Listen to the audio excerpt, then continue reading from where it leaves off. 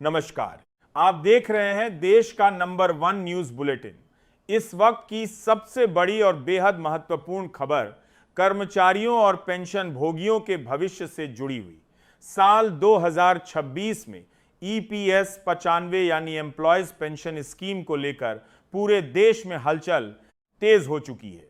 इस समय देश के करोड़ों प्राइवेट सेक्टर कर्मचारियों और लाखों पेंशन भोगियों की सिर्फ एक ही मांग है, मिनिमम पेंशन को 1,000 रुपए से बढ़ाकर 7,500 रुपए किया जाए।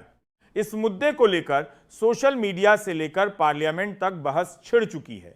हालांकि इसी बीच सोशल मीडिया पर वायरल हो रहे एक फेक सर्कुलर को ईपीएफओ ने खुद सामने आकर पूरी तरह खारिज किया है और साफ किया है कि सरकार की तरफ से अभी कोई ऑफिशियल नोटिफिकेशन जारी नहीं हुआ है। लेकिन आंदोलन थमा नहीं है। नेशनल एगिटेशन कमेटी के नेता कमांडर अशोक राउत के नेतृत्व में देश भर में प्रदर्शन जारी है।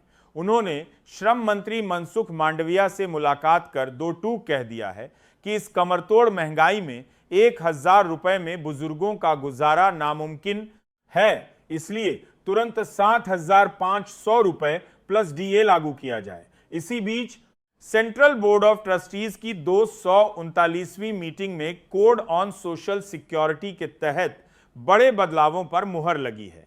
अब ईपीएफओ पूरी तरह डिजिटल मोड में आ चुका है, जहां यूपीआई बेस्ड पीएफ विड्रॉल और ई प्राप्ति पोर्टल के जरिए बंद पड़े अकाउंट्स को ट्रेस करके क्लेम सेटलमेंट सिर्फ 3 दिनों में किया जा रहा है।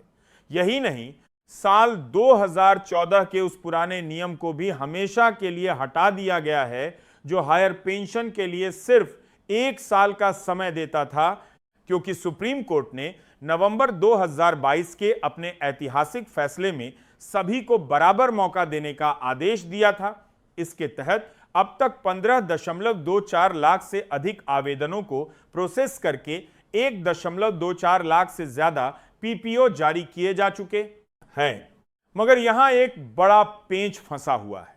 ईपीएफओ के वित्तीय घाटे के कारण सरकार पर पहले से ही 950 करोड़ रुपए का सालाना बोझ है, जिससे फाइनेंस और लेबर मिनिस्ट्री के बीच फंड आवंटन को लेकर खींचतान जारी है। हालांकि पार्लियामेंट्री स्टैंडिंग कमेटी ने भी कर्मचारियों को रिटायरमेंट के बाद एक सम्मानजनक जीवन देने के लिए न्यूनतम पेंशन बढ़ाने की पुरजोर वकालत की है। इस बीच एक्सपर्ट्स ने नौकरी पेशा लोगों के लिए एक बड़ी चेतावनी जारी की है। जॉब बदलते समय सिर्फ पीएफ का पैसा न निकालें, बल्कि फॉर्म 13 के जरिए अपनी ईपीएस सर्विस हिस्ट्री नए यूएएन में जरूर ट्रांसफर कराएं, क्योंकि पेंशन के लिए 10 साल की लगातार सर्विस होना अनिवार्य है। साथ ही मौजूदा पेंशनर समय पर अपना डिजिटल जीवन प्रमाण पत्र जमा करना न भूलें। अंत में आपको बता दें कि जहां ईपीएफओ ने रिकॉर्ड क्लेम सेटल करके एक नया कीर्तिमान स्थापित किया है, वहीं हमारी भी आपसे अपील है कि किसी भी अफवाह में न आएं और केवल ईपीएफओ या पीआईबी की आधिकारिक घोषणाओं पर ही भरोसा करें। देश भर के इस विशाल आंदोलन को देखते हुए उम्मीद की जा रही है कि सरकार जल्द ही इस सामाजिक सुरक्षा के मुद्दे पर कोई ठोस और ऐतिहासिक कदम उठा सकती है।